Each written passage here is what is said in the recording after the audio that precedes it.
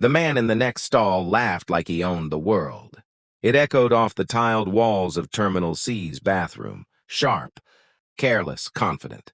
I was sitting on a cracked plastic seat, my suitcase parked by my feet, phone in my hand, pretending to scroll. "Yeah," he said into his phone, voice thick with pride. "Married. Doesn't matter.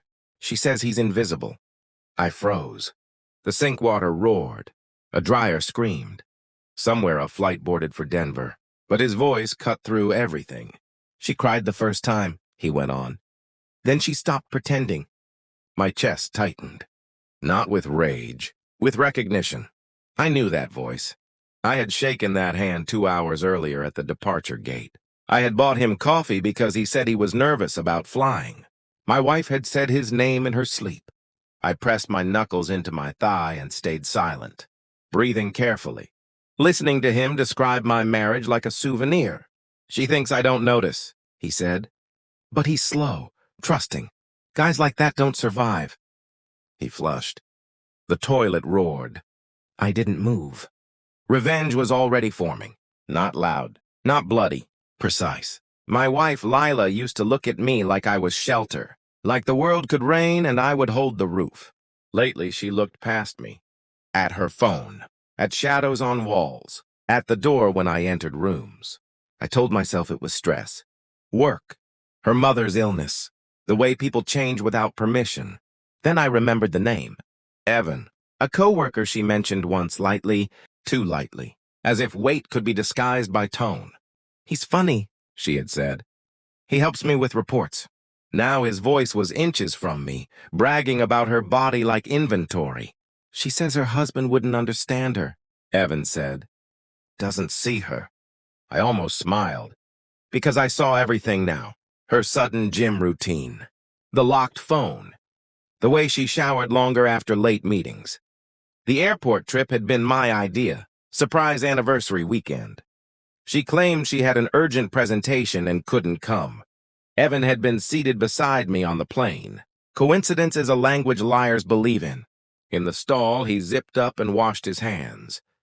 I watched his shoes turn toward the exit. I stayed until the bathroom emptied. Then I stood and followed him.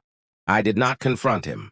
That would have been easy, messy, temporary. Instead, I collected phone records, hotel receipts hidden in her coat pocket, emails archived but not deleted.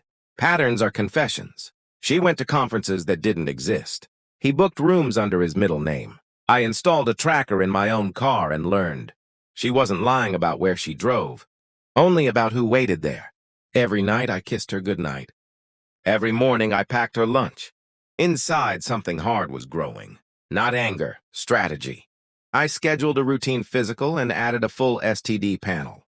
I downloaded every message from her cloud backup while she slept beside me, breathing soft and unafraid. I watched them joke in text, flirt in fragments, promise in code. I waited.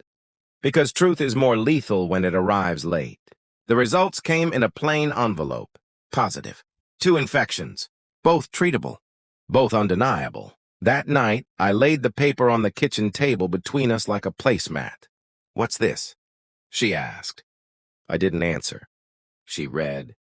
Her mouth opened, then closed. "Explain," I said. Silence collapsed into sobbing. She said his name. She said it didn't mean anything. She said she was lonely. I nodded. "I know," I said. "I met him." Her eyes widened. "In the airport bathroom," I continued. "He was very proud of you." She tried to reach me. I stood. "You chose a man who uses people as stories," I said. "And now you are one." I didn't leave immediately. First, I sent Evan an email from her account. He knows. I told him everything. He has proof. Don't contact me again.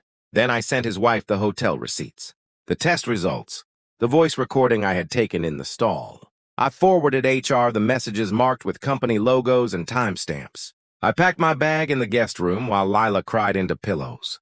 "I would have forgiven you," I said at the door. "But you made me sick."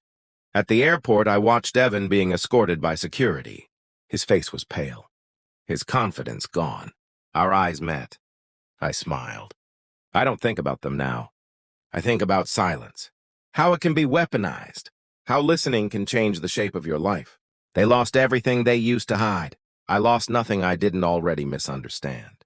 Sometimes I remember the sound of his laugh in the stall, how it thought it was safe. It wasn't. Neither was love that needed darkness to survive. I boarded my flight alone, and for the first time in months, I felt untouched.